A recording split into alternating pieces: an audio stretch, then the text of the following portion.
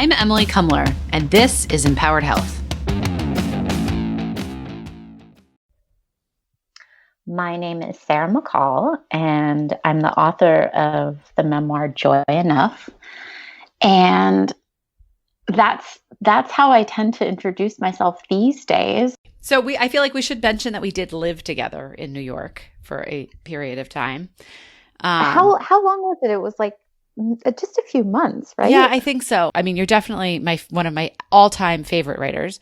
But I feel like, have you been nominated for any book awards or like any big prizes? Because this book is like phenomenal. It is so good on so many levels. The writing is just like, it blows me away. Thank you, Emily. I haven't. Okay. That I know of. And I mean, you've gotten huge reviews. Yeah, there were great reviews, and the Bellatrix book club pick was pretty cool, and just connecting with people honestly has been the funnest part for me, because I've realized that I think people do really want to talk about meaningful things. We don't necessarily, I mean, it's fun talking about genes and movies and whatever.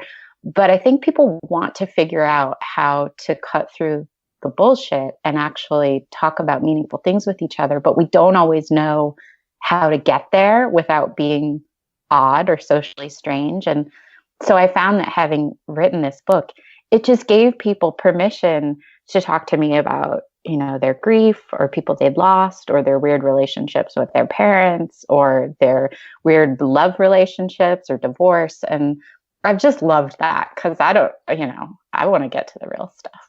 Well, but I also think one of the things that you're underestimating is that your ability to write this opens a door, I think, for all kinds of other writers or opportunities for people, because the topic, I feel like, before the book felt very cliched, right? Like, oh, my mom died. It was awful. I got a divorce. It was awful. I'm going to write a book about it, right? Like, yeah, every mom on the playground could write that, wants to write that book. We actually did it, and you did it in a way that is so connective, right? So I'm not at all surprised that it's like this OBGYN that I've interviewed 100 times who says, like, every time he goes to the grocery store, people tell him their like birthing story. Like, he can't go anywhere, right? You also create connections between things that after that connection has been made, at least for me, it feels so obvious. And I love stuff like that, where like I hadn't thought of it really before, right? And obviously the idea of love, intimacy with a sexual partner, marriage, whatever, and your mom, that's not an obvious connection, right? But losing them both at the same time, the trajectory of those experiences, I feel like you really paralleled in a way where at first when you hear, okay, the book is about, somebody going through a divorce and at the same time losing their mom, that sounds like, oh God, like, I know it's going to be so depressing. And it's not a story that I can't relate to, or that just feels like, oh God, there's no happiness here. It's like you interweave this idea. I mean, obviously the title gives this away, so this isn't like a spoiler alert, but like just the balance between like how love and relationships, I mean, I sort of feel like this idea of like motherhood too, marriage, all of these things are really common, right? And yet personally, they're all exceptional experiences. Yeah. And that's something that I think you do a really good job of like sort of bringing home for people, is like, this was my very intensely personal experience that was exceptional, but at the same time is something that's so relatable, right? Yeah. Yeah. I think part of what people are responding to is this feeling that, there's all this culture and pressure around, being happy. How do you make a happy life? Like how to be happier. And I want to be happy too, but I think what we actually want is not really a feeling of sustained happiness, but more a feeling that the things that we're engaged with, all the feelings we're engaged with deeply and meaningfully. And it's actually the engagement with them that makes them meaningful.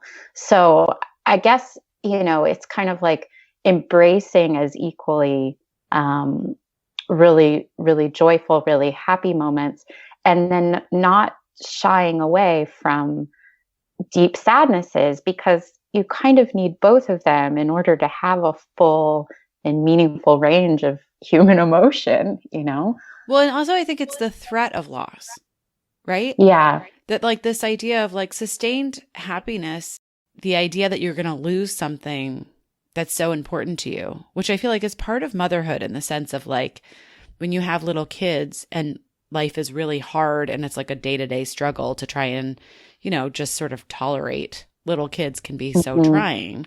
But there's also this like extreme guilt about feeling like it's going to fly by, right? And that like you're not going to get this time back. And everyone's telling you all the time, like, oh, it gets so much harder when they get older and their problems get serious. Like, these are the good days. And you're like, it's 3:00 in the afternoon and I've got like 4 more hours till bedtime. Like, how am I going to do this? But I think your book does a really good job of that too. It's sort of like telling the story of life and how there are these sort of fleeting moments that you don't know are going to happen. Like, you don't know they're going to happen before they happen, that are really the sort of magical moments in a loving relationship, regardless of what that relationship is, Yeah. Yeah, I do. And I think, I'm not a mother, but it does seem to me that motherhood puts some kind of extreme lens on exactly what you're talking about, more so than maybe other relationships, where it's just the sense of time passing is more extreme in motherhood than maybe other relationships. You're more attuned to the fact that your kids are growing up because you're watching it happen, than when you find someone who you want to spend the rest of your life with, because you're kind of in parallel. Maybe you're not as attuned to this is going to end, and one of us is going to die, and well, both of us are going to die, but one of us is going to die first probably. Um and I think that makes it really hard. And I think exactly what you were talking about before, it seems so like it would be so annoying when you're kind of in the thick of it to have people always saying like, oh no, this is it, like enjoy it. Like, does right? Because that you're like, send this you is as good as it gets, right? Yeah, that seems maddening. Right. But and then you look back at photographs of them when they were even younger and you're thinking like, "Oh god, that was really magical." And yet I like can completely remember being very depressed and unhappy. Like it's Yeah. like it's kind of like there's a whole, I don't know, it's a mind game, but I think that's what time is too, right? It's like the relativity of time is all a mind game because it's all perspective. Mm-hmm. And I Mm-hmm. think you really bring a unique perspective in the loss that you experienced on both fronts at the same time, that I think, at least for me, really introduces this idea of balance, right? And I think for me, as like a science person, I'm always interested in the idea of like homeostasis and how like nature tries to keep everything in balance. And like we as humans go in and think that we can override it, and it never really works out for us. And I think, in the book, there's a lot of stuff about like even, your mom's sort of love life course where, I think in some ways it really feels to me like her greatest love was the 4 kids. Mm-hmm. And, in some ways your dad provided this incredible sort of hot romantic love, but that was almost like sort of an immature love. Mm-hmm. And then Mm-hmm. Rick provides this sort of like stable environment, but it's maybe not as passionate. Yeah. And that the at one point it was the night of the book launch, and Melissa Clark came and interviewed me, and I said, I hope you don't have any zingers. And she's like, I have one.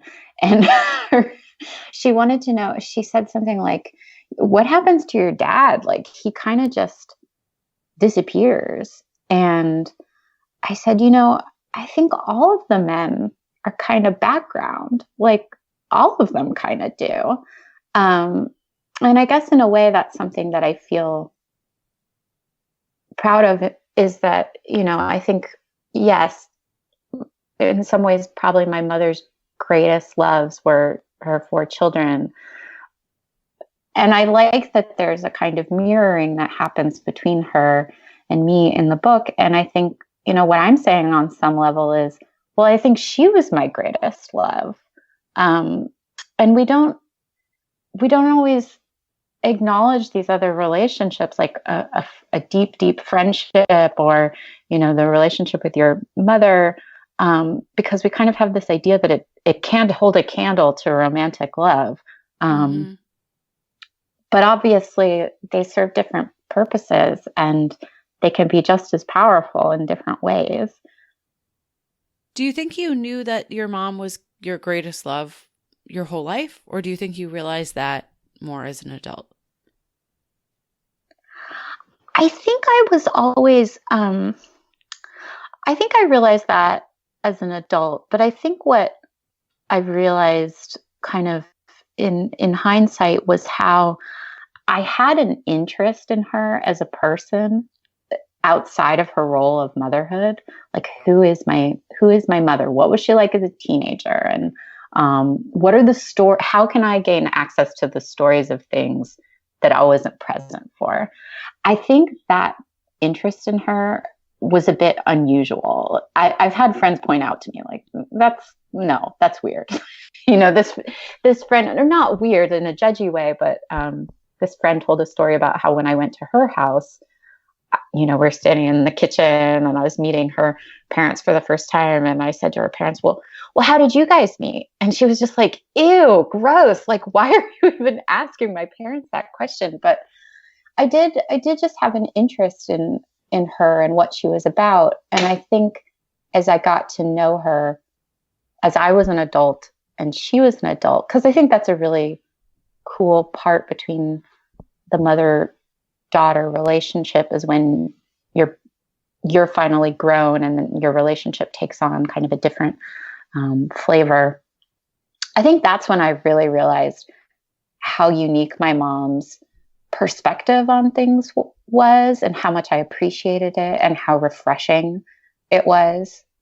I mean, you knew her, Emily. Like, don't you think she had this ability to kind of make people sort of relax? I don't know how else to say it. Like, yeah, no, I mean, I think of her as being sort of like an enigma, because we spent so much time at the farm, like sitting on the back porch in our sundresses, drinking, cocktails and smoking cigarettes, and your mom kind of coming in and like emptying ashtrays and like telling us that we were being ridiculous, right? Or like, really amazingly to the point about stuff, right? But she also was somebody that, unlike any other parent in my sphere, I think in a couple of other friends' spheres, certainly, that we confided in.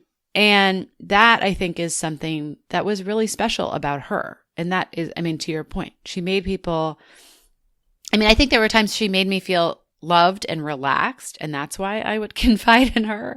And then there were also times where I felt like I didn't fully understand her, and I was like, it challenged me in a way that like provoked me to open up without meaning to. Do you know what I mean? Like, I feel like I should give some sort of example, but like, I think one of the things that I always sort of loved about your mom, but was also confused by, because at that time I felt like I was sort of a conflict, right? Like, I was pretty and very flirtatious, but also like sort of a diehard feminist. And I had been told my whole life, you can't be those things. You can't be both of those things, right? Those are conflicts. You can't go to a bar and expect the boys to buy you drinks if you're a feminist. And I was like, wait, why? That's like, right. I still want to be cared for, right? I still want to be spoiled. Well, no, you can't. You can't be both of those things.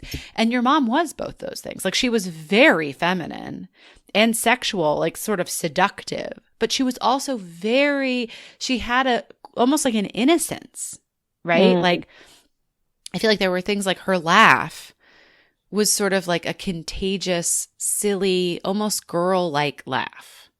Do you know what I mean? Absolutely. And yet she was a powerful woman with strong ideas about things.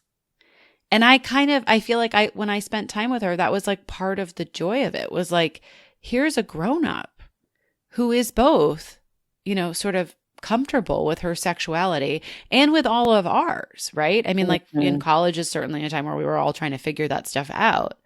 And she had judgments about people, right? But she wasn't, but it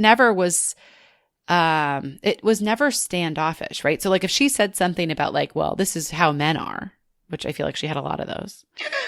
And I said like, that's ridiculous. Like that's cultural. Like we could have a conversation about it, right? Whereas with another parent, I might have, that might have been obnoxious for me to challenge their ideas about something rather than just sort of accepting that we didn't agree. And I feel like that was really special. You know what I mean? Like she encouraged those kinds of conversations, which I think is why we all always wanted to go hang out there. Yeah, she wanted to engage. I think she was really good at creating an environment, as like we felt free. I think I was probably, 16 or something, and I'm outside smoking cigarettes and drinking with you guys.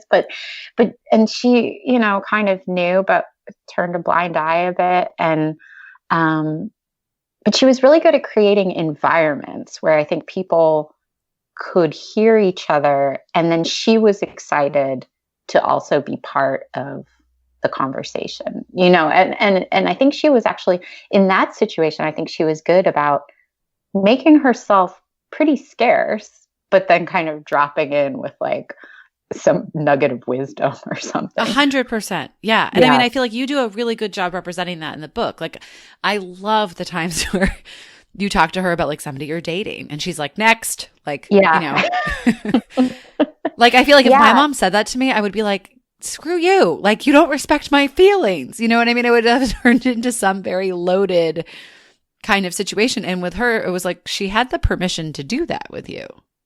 Yeah. And it was annoying, but I guess I knew on some level she was right. She was really incisive. I mean, I still think about this time when a friend drove me out to the farm. I think it was actually that summer that I write about this in the book, where I went home and I was kind of caring for my mom. But a friend drove me out from Brooklyn and she just had a baby. And, she was feeling kind of, she was upset about the disconnect with her and her husband. But this friend of mine she was not communicating these things verbally. I think she might have said something like, I just had a baby. Things are hard, or something very opaque, And my mom, after, she's hung out with this woman maybe 2 or 3 times, never met her husband, I don't think. She said, well, you and your husband's way of connecting is through sex. And right now you can't do that. So, that's going to be a challenge, but you'll come back together and it'll all work out. And I just thought it was so, I mean, of course that's true of every couple on some level, but this friend, she is a very, she's not a verbal person, not totally. She's more about connecting physically.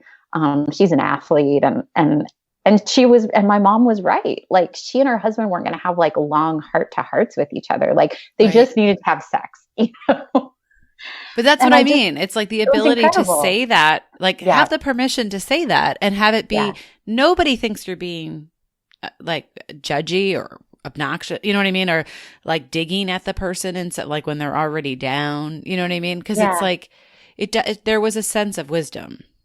Yeah, I think it's absolutely right. So yeah, I think all of that stuff I came in time to realize was really unique, and that I just didn't want it to go away, Did you ever talk to her about her kinds of like the choices that she made and things that you were replicating or not? Yeah, like, so she had all of these papers, and I sort of knew of them, like a box of, they were kind of graduate school papers, but they seemed pretty creative for what was probably supposed to be an assignment about Freud or something. And I knew, and people always talked about my mom as being such a great writer. So I do remember at one point asking her, do you wish that do you ever wish you'd pursued writing or that you'd written a book? And she really was not someone with a lot of regrets, as far as I could tell.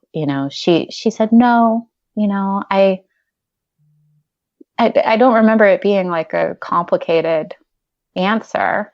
I think children were so creative for her, and that I think that's another thing, to touch back on the motherhood thing. I think that's another thing about her that was really special and that we're seeing in the culture more now. But she thought motherhood was really important and really artful and really creative and really fun, and that it mattered. And I mean, there's a part in the book where I found in her journal that she said, I think I'm shaping civilization. Like, right. That's the level of import that she felt that job has. And I just think that's a really beautiful model of not only womanhood, but the job that she had, So well, yeah, and I think that goes to the idea that she didn't have regrets, right? Like exactly. If you really feel like what you're doing is important, yeah, then the other opportunities that you didn't take advantage of don't matter. Exactly. And I think so much of today is about, no matter what the job is, it's sort of about being validated, right? Yeah. This idea of like appreciation.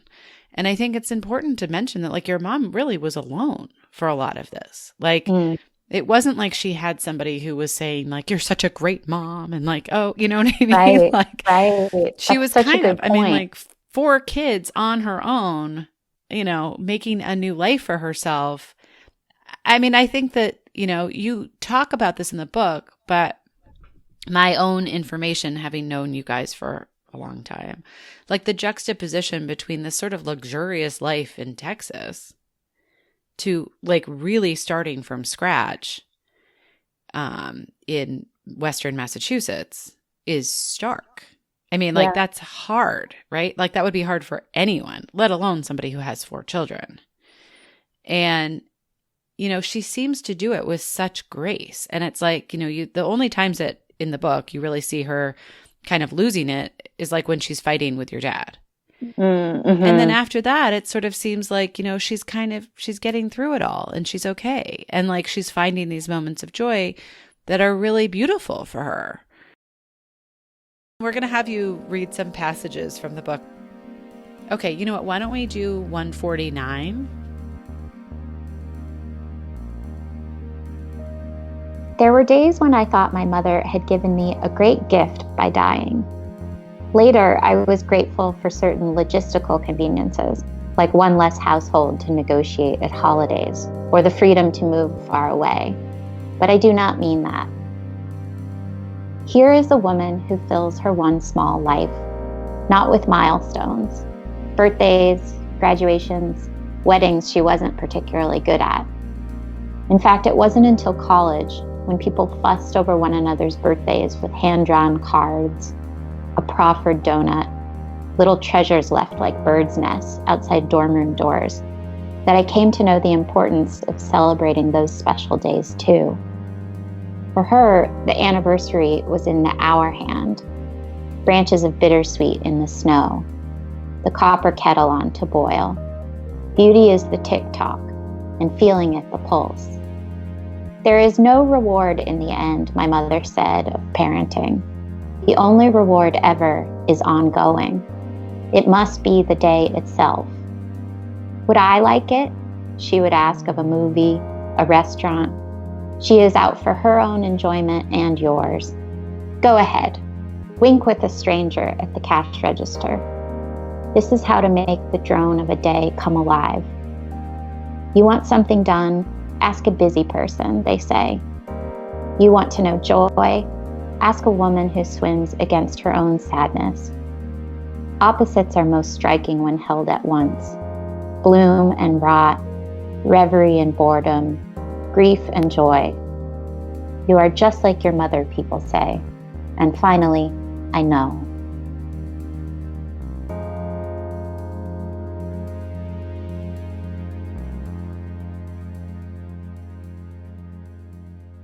I mean, this is so naive and ridiculous of me to say, but like when I read the book, there was a part of me that thought about your dad reading the book and thought like, Mm-hmm. I wonder if this is going to make all the regrets that he probably has had feel very public or feel very like palpable. I would kind of think that his response would be like, gosh, I really blew that one. Yeah. No, he didn't. He might have thought that. He didn't say that. I think I think it must have been a very strange experience for him to read the book because I think he must have, I don't think he thought, wow, I really blew it or what an amazing woman. I think he must have just been totally confused. Like, who is this about? Wow. That's so interesting. Yeah. That's more what I suspect his response was. And then in terms of that relationship, like how do you feel like that informed your decision to marry the man you married? People used to say a lot that my ex-husband was like my dad, which I liked at the time. I mean, I thought I don't know why I liked that. I mean, I guess I liked it because for all my dad's flaws and mistakes, you know, he's very successful and handsome and charming, and this is all a very young idea, right? About who's the kind of person I want to be with. They're sort of like ego driven and outward things to look for. But I remember asking my mom at one point, I said, you know, do you think this guy is like dad? And she said, you know, what we're doing in our adult relationships is that we are seeking out people who are like our parents, but different enough to heal certain wounds. And wow. Her point was that, yes, you know, this guy was handsome and successful and really driven. But he also had this deep sense of duty and loyalty towards me and commitment and relationship, meaning I felt like he would never leave me. And so that was kind of like a healing. My mom's point was, this is a very healing relationship because, yes, he does speak to your memories and your imprints of your father very directly, but in very specific ways is very different. So I think that made a lot of sense to me at the time, and it still does. And I think I was really young, and I think I was making, oh my God, we just make not the smartest decisions. Well, no, but I think that's such a good way of thinking of it, though. It's like the idea, I feel like, you know, I've always thought that when people are replicating patterns, which we all do, right? Whether it's from one friendship to the next, or it's from our parents to our partners, it's like you're trying to correct the record. Right. And so you have to do that with like kind of a similar data set, right? Yeah, exactly. And so I think your mom's explanation of it is great. It's like you're changing one variable, but you're trying to keep it as similar as possible so that you have a different outcome. Yes, exactly. Yeah, and I think it's a good and sound explanation. And I like that you called it a data set. You know, I mean, it's like no two people are going to be the same, but there's something similar, which is familiar. I mean, I think one of the other things you do in the book that's really powerful is the, you know, sort of comparison between you and your mom indirectly and then very directly, right? So like her friends all say that they see her in you. And then you, towards the end of the book, feel like you see yourself in Violet, Katie's daughter, so your niece. And, you know, I think that's a powerful undertone or theme in the book, is this idea of like, what do we identify with at different stages of our lives? And how does that sense of similarity or identity become something that is very intimate, right? Because it's like you're ultimately looking at yourself. Yeah. Yeah, I got kind of choked up when you said that about Violet. I don't even know. I don't know why, but I've always felt such a strong identification with Violet. And I don't know. I just think it's really interesting. Well, I guess let me take a step back and say, on some level, I think there's this idea of inherited identity where it's like people say things about you, like Emily's ambitious, Emily is competitive, and you start to you define yourself by these terms that are said about you, Mm-hmm. um, and then there's kind of an individuation process, I think, where you start to realize, well, maybe I'm not shy, or maybe I'm not insecure, or whatever the things are that kind of have been said about you, and you're looking for, I don't know, almost like more cellular identifications. That's how I feel with Violet. I've just always, there's something so visceral about her emotional life to me that I identify with. I realize we're talking about a person that no one knows, but No, but I think what's important is that it's almost like this idea of, and I hate how everybody's using the word narrative now. It's like one of my things, and I keep using it, and I'm like, I don't like it. But it's like a personal narrative. It's like your story, right? And like in your story, who are the other characters that you identify most with? And in the book, I think it's really powerful that you go from being a little girl who is looking up to your mom to a woman who really sees, your mom as a friend. I mean, like, I feel like you guys develop a friendship that is like, your greatest love, best friend, whatever you want to say, where you're talking to her. Like, there's nothing it seems like you wouldn't talk to her about. And I think even as an adult, like, there's a lot of things that, like, I don't feel like I would talk to my mom about. You know what I mean? And so I think that is pretty special. And then to sort of turn and then see a child who, kind of has similar facial expressions, right? Or like there's some part of her, her approach to the world, right? Or her sensibilities that you're like, I know what that's all about. Yeah. Yeah. I mean, just, I can't even imagine. I feel it so powerfully with this person who's my niece. I can't even imagine what that's like, what that would have been like for my mother, or, with me, or what it's like with you and your children. I mean, it must just be crazy. And yet at the same time, I will say, when you see kids and they're already so fully themselves in ways that have like nothing to do with you. Right. Like their little personalities are already there from the beginning, and there is some inheritance stuff and there is, learned stuff, but they're also just so fully formed and different in this way that I just think is fascinating. Yeah, no, definitely. I mean, I think there is obviously some sort of evolutionary thing there, right? Where we want to protect and look out for those that we identify with. Yeah. And yeah, but I also think from the perspective of writing a book about it, that's also really hard to explain because it's so cliched, right? And I feel like you do that in a way by like showing, sort of like show, don't tell, like another wonderful cliche. So true though. That it is. I mean, it's much more powerful that way. And I think, when your mom's friends, I think it's like at the funeral or around that time, kind of say that to you.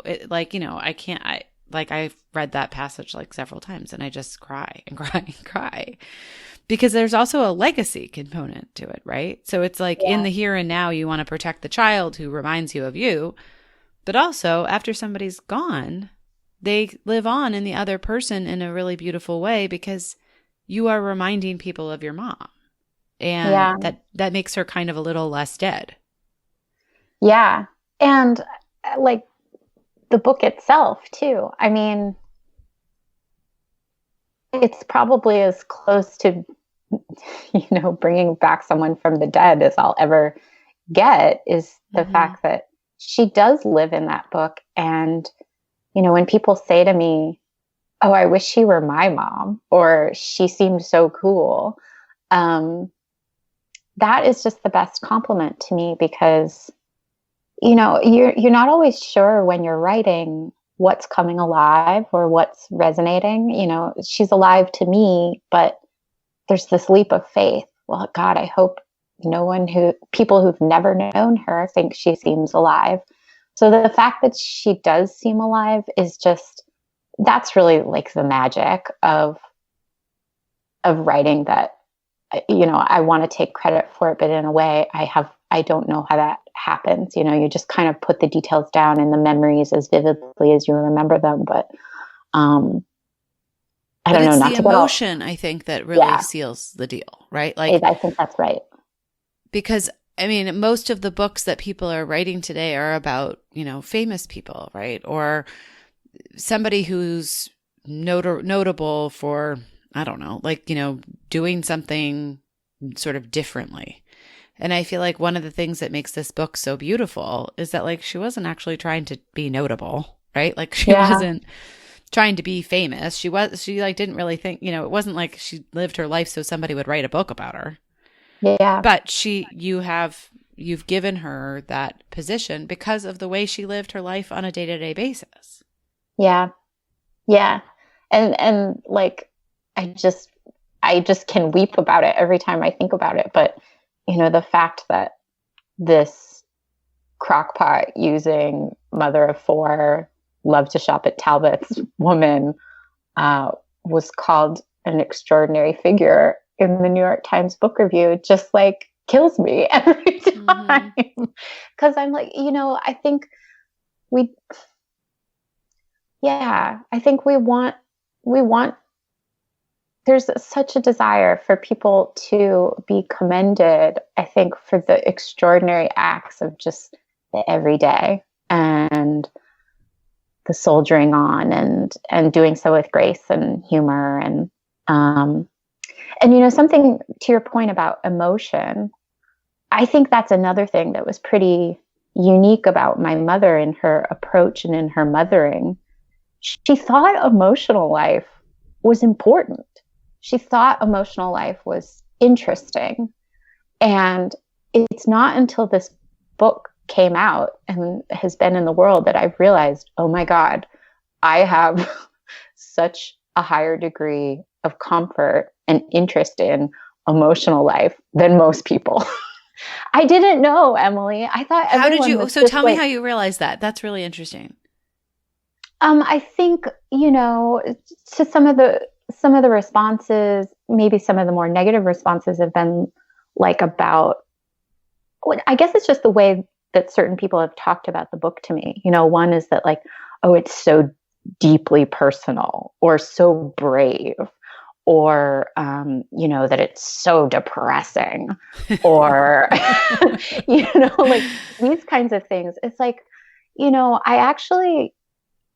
for me, this is why I don't feel overexposed by writing a book about, you know, my life and the people in it. And I hope to God they don't either, is that I actually think emotional life is so universal that I'm not like explaining an experience that no one else has had. I'm actually talking about an experience that most people have had. So I don't feel like I'm hanging out there alone, like flapping naked in the breeze. But I guess other people read it, and that is a little bit their experience of it. It's like, whoa, you went there. You really put it all out on the page. That is so not it actually makes me feel like I'm living in an alternate reality. It's so strange, but that is not my experience of it at all. Well, and I think one of the things, and, you know, I'm not sure I'm going to articulate this properly, but I'm going to try. I think that one of the things that strikes me about those kinds of responses is that you also did something else. You highlight, as we sort of started off talking, you highlight the negative things not being so negative. Does that make sense? Like the hardships are also where the joy comes from. Yeah. And I feel like it was the first friend of mine who went through a divorce was a really eye-opening experience for me, sort of secondhand, because it was an awful divorce. And there were little kids involved, and there was substance abuse, and it was terrible.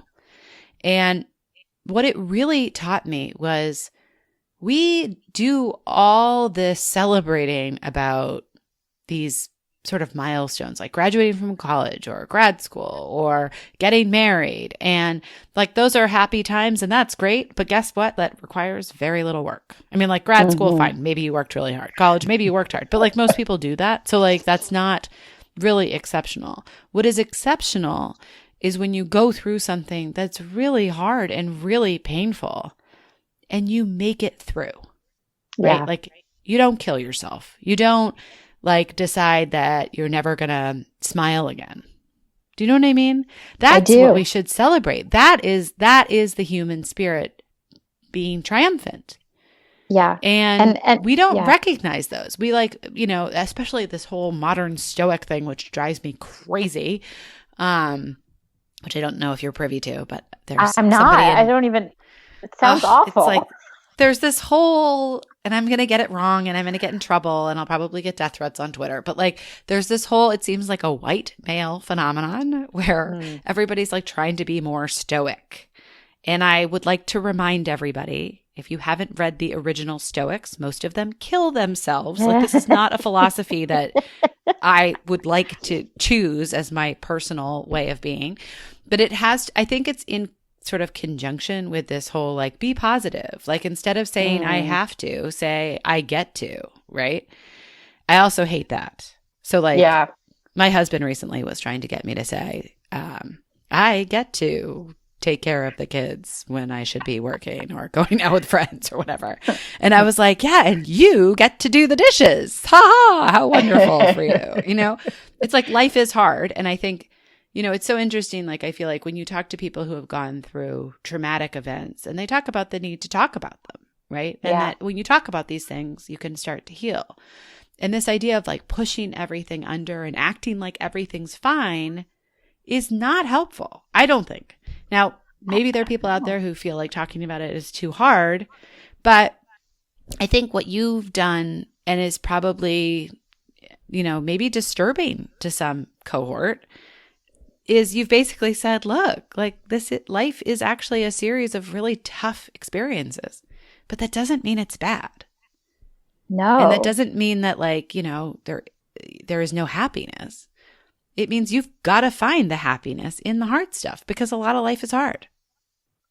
Yeah. And I also, I guess I feel like the trying and the difficult experiences, they kind of stretch you out, or like build your lung capacity, your heart capacity, basically, to experience wonderful things more fully. I mean, I see that you need both. Like, how can you really feel the joy of something if you've never been really gutted by the pain of something?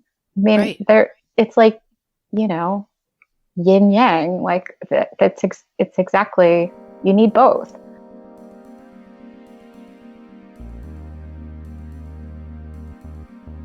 Good morning. There was coffee on the night table for me, a forehead kiss. My husband carried a plastic bag from the gift shop across the street filled with floral purchases. A blue polyester Hawaiian shirt for him, a rust-colored, one-size-fits-all dress for me. It was sweet, I could see that, but the color of the dress made me sad. It looked funereal, like late-season chrysanthemums. "Do you like it?" he asked. "I do, thank you." I got up from the bed to brush my teeth and pulled a cotton sundress from my suitcase. "Oh, wear your new dress," he said, holding it up to me, limp in his hands. "I'll wear my shirt too," he urged. We walked the bright sidewalks of Kalakaua Avenue looking like employees on our lunch break in amusement park-issued costumes. A camera dangled from my husband's shoulder, and he stopped in front of a kiosk with a paper sign handwritten in black marker. Waikiki's oldest lay stand, 1928. The first owner's name was Capella, somehow mangled into Auntie Bella. She had strung the garlands of fresh, fragile orchids by hand. Then her daughter took over. then a granddaughter. Such ephemera seemed expensive to me, but he insisted. He selected a pale lei of flowers whose essence, crushed and contained, comprised my favorite perfume.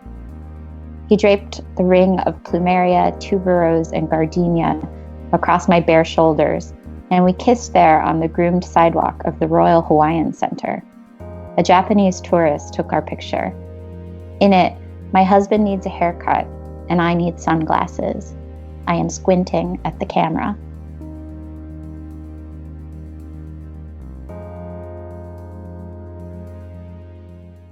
The scene with you and your ex-husband in Hawaii is like such a blend of coming to terms with the relationship ending, as well as sort of humor, and then this like insane awkwardness, which is awkward in the sense of like two people who know each other really well who probably shouldn't have anything that's awkward between them. But like the dress, that scene where he gives you the dress. Yeah. And you don't actually, I don't think you say you don't like it, but it's very clear you don't like it.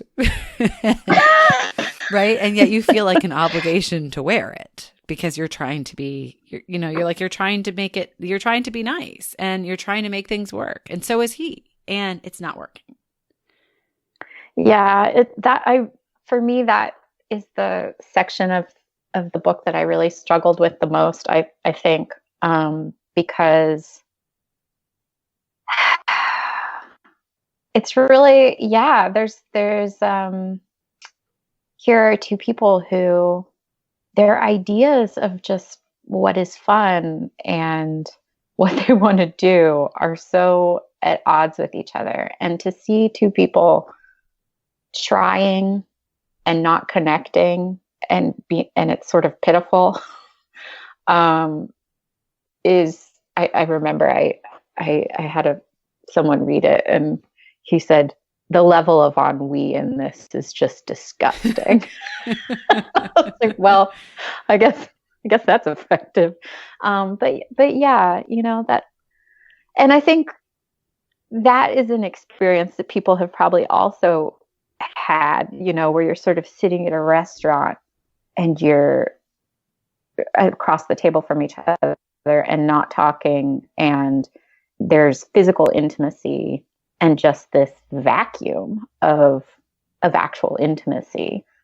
And yeah, that's awkward. I hadn't thought about it as being awkward, but I think that's exactly the right word.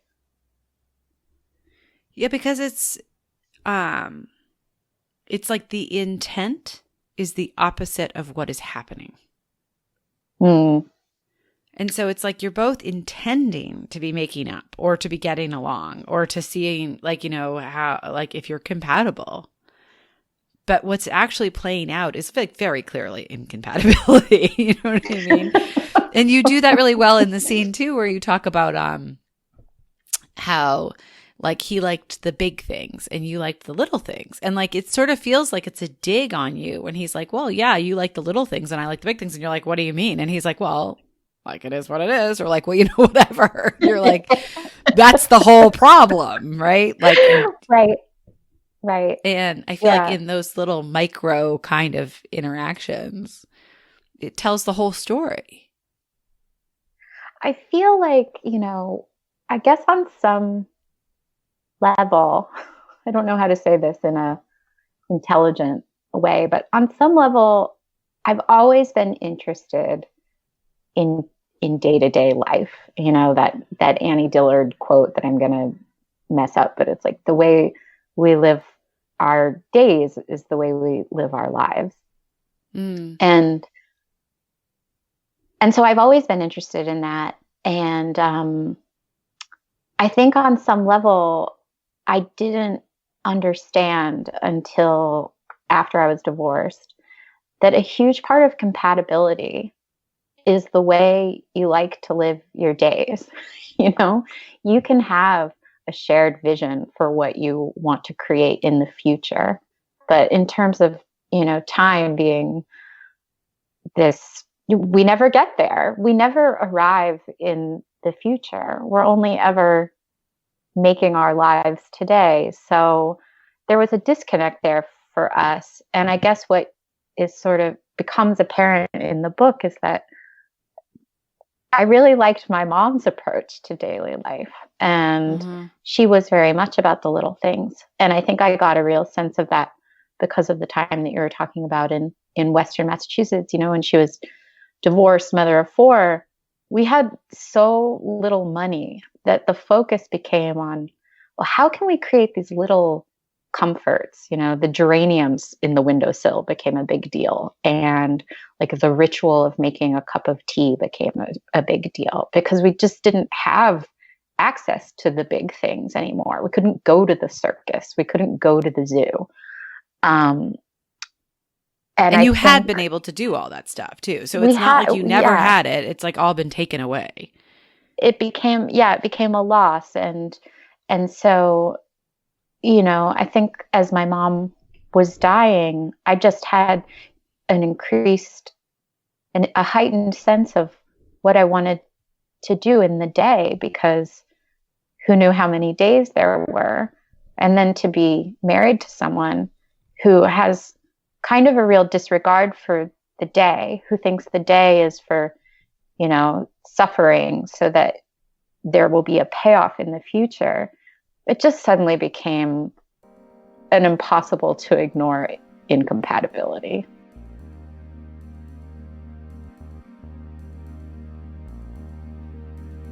The funeral home asked me to return with a bag of clothes for her to wear, the forever outfit. I chose the pink crocheted dress she wore to both my brother's and sister's weddings. Crotcheted, she had called it, imitating the saleswoman. Pom-poms hung from the sleeves and the hem of the skirt, and she would shimmy whenever she wore it, shake her hips to show how the pink pom-poms could bounce and bop. This span of time is liminal and uncanny. A person is dead, but their body is present, and so we relate to it in the ways we always have. My stepfather said, pack a pair of underwear for her to wear too.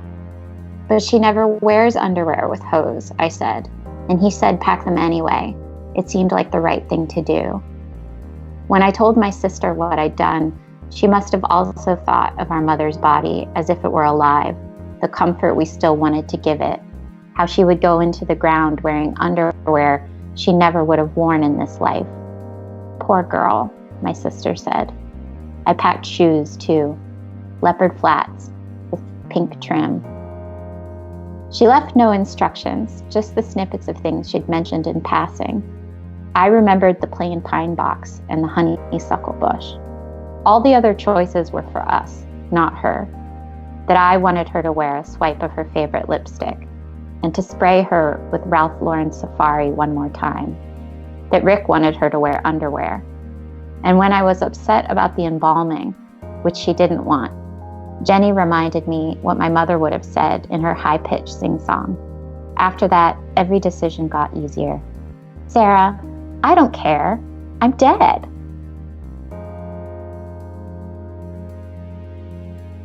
Do you think that there was something about your mom's illness that informed your sort of need to live now? Oh, yeah. Yeah, absolutely. Because I'm always very curious. I'd be interested to know what you think about this, Emily. The common advice is, when something big is happening in your life, if you're going through like a big life change, you shouldn't make other big changes. Like if you're getting divorced, you shouldn't quit your job. And if you're losing your job, you shouldn't also move. And I did all that stuff. Like my mom died, I got divorced, I quit my job, I went to graduate school, I stayed in my apartment because I realized that was the one thing I wouldn't change. But I think about it now and I think, when else are you going to make big life changes? But when the energy is at complete disrepair and in a period of rebuilding, like, when you lose everything or everything starts to fall apart, you can do anything. It's very freeing. So I never understood that advice about, well, don't change everything, because it's like, well, what are you going to do when everything is in a period of stasis? Are you going to somehow overcome all of that and start to change everything. Yeah, no, I think that's one of those like throwaway advice pieces. I mean, I think people say Yeah. that because they they don't want somebody to make irrational decisions, right? That's based on some sort of idea that you have control over rational decision making. But to your point, I feel like when things are in flux, then it's sort of like there's no rules. Like you just got to do what you got Yeah. to do and get through it because you're kind of in survival mode. And I think when you're there, you're going to make different decisions. But I also think that doesn't mean that they're wrong. It might mean that you Right. actually have an impetus to do something about something that you didn't think you could ever change because now everything's up for grabs. Exactly. Yeah, I think survival mode is very clarifying. And I think someone dying can be very clarifying. And for me, I thought, well, gosh, I hate my job. I didn't hate my job, but I had gotten into my job because I loved writing and I wanted to write. But the more I went along, the less it had anything to do with writing. So it kind of just, my mom dying absolutely made me feel that there was no time to lose. If there are things you want to do, why not take the shortest path between knowledge of the thing you want to do and the thing you want? you know? Yeah. I mean, I feel like one of the things about your mom dying that it did for me was I remember hearing, and I like attribute this to hearing this from her, but I may have heard it from Katie. Because I know I saw her at Katie's baby shower. And I feel like, I don't Mm, know if I think she had been re-diagnosed at that point, right? yeah, yeah. But I just remember her saying to me, or through Katie to me, this idea of like being really pissed off that she was going to die. And that Mm, she wanted to spend her like later years going to flea markets and antique stores and like traveling around, and that now she wasn't going to get to do all those things that she had put off because she wasn't going to have the time. And yeah. that has haunted me in a way. And I say haunted in not necessarily a bad way, but like in a kind of Mhm. regular reminder of like, no, you really do have to do those things now because you Yeah. really don't know how much time you have left. And the idea that she, who had done such an incredible job mothering the four of you, and I mean, I feel like one of the things we haven't talked about that is really remarkable to me is how different you guys are and how like you guys are pursuing mostly careers that are very hard to make your way in, and you're all successful, right? That is like Mm, statistically such an anomaly. And yet, I think a lot of it had to do with the way that she just loved and encouraged you guys to be yourselves and to fulfill your dreams, whatever they may be, and like kind of live that life now, right? Like if you want to write, start writing, right? You want to be an yeah. actor, like start acting. And Right. and the idea that like there would be some part of her life that she didn't get to do feels so unfair, like on a really deep level for me.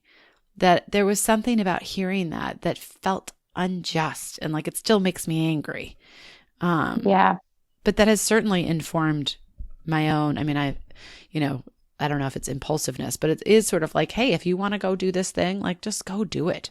Like, don't say Yeah. in 5 years we're going to go to China. Like, figure out a way to go to China this year.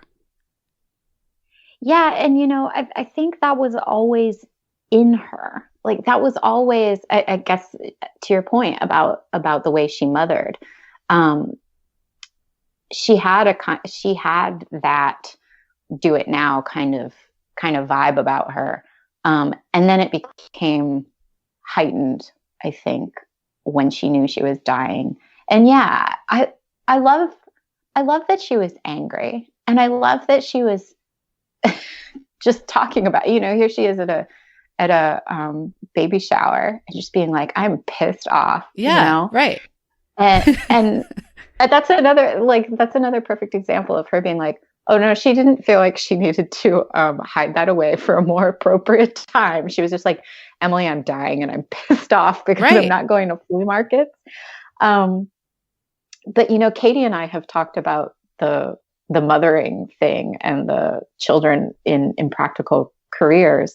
And we both remember her saying, you know, people would say to her, like, how can you let your kids pursue these like outlandish, impractical, and difficult careers? And she would say, well, I don't have to say no. You know, the world will say no. And I love that. Like, that she didn't need to preemptively say, because of her own fear and her own concern, oh, being a writer is not, you know, the best choice. Maybe you could go into newspapers, or even that is like, you know, become an accountant or whatever. She's just like, well, do it, you know, and the world will pass its judgment whether or not it'll work. And I love that. Yeah. And I think that to me, like, it's sort of like this grit thing again. It's like, yeah, we're all supposed to be hard on our kids. And I feel like I grew up in a household where my parents were really hard on me. And so with my kids, I definitely am like, no, my job is to love you like crazy. And I mean, I can't help but be critical of them because I feel like that's how I was raised, right? And that like this idea of like, well, you have to be honest, right? And so like a child comes home and they're like, oh, well, like this is, you know, my teacher said this is the best poem anybody's ever written, and they're in first grade. My instinct is like, you really think it's the best poem? But like, I have to curtail that. Because that wasn't helpful for me. Do you know what I mean? And I think your mom's point is absolutely right. The world does a really good job beating people up. Yeah. You don't need to do that as a parent, right? Like your job is to basically say like, go out there, give it a shot. And then when they fall on their faces, you can say, come on, I'll come home. I'll make you some tea. I'll give you a hug. And then you got to go back out and try again. Yeah. It shows such confidence in not only her ability as a mother, but in her children to just have grit, persevere, whatever, you know, word you want to use. But there's just such a confidence to it that I think is really lovely. Well, and she shows it. I mean, like her own life experiences embodied a lot of that. She faced a lot of hard times and she got through it. And so I feel like she probably was modeling that all her life, you know, for all of you, in a way where she didn't need to like beat you over the head with it because you saw it every day, but it was just part of life. Yeah, that's right. So my dear, I feel like we've talked for a lot longer than I thought we were going to, which is ridiculous because we could talk for hours and hours and hours. But I just want to thank you for sharing the story, because even as somebody who knew your mom, there's so much in this story that I feel like, you know, resonated with me and made me think about being a mom and, you know, being a wife, being a friend, being a person, navigating all of these different things in a really wonderful way, where in the process of writing it, I felt like I need to really just take a deep breath and like be a little more, I don't know, grateful is again, like one of these words I don't like because I feel like it's overused, but it is like sort of just like, take a second, slow it down a little bit and like look around and feel and give the love that is really what this is all about. So thank you. You said that. Yeah, you said that absolutely beautifully. I mean, I think I just want to remember to stay more present because it's all happening right now, you know, and that can be hard to remember. Well, congratulations. I feel like it's so exciting. Oh, thank you, Emily. Thank you so much for all your praise and for having me on. I'm Emily Kumler, and that was Empowered Health. Thanks for joining us. Don't forget to check out our website at empoweredhealthshow.com for all the show notes, links to everything that was mentioned in the episode, as well as a chance to sign up for our newsletter and get some extra fun tidbits. See you next week.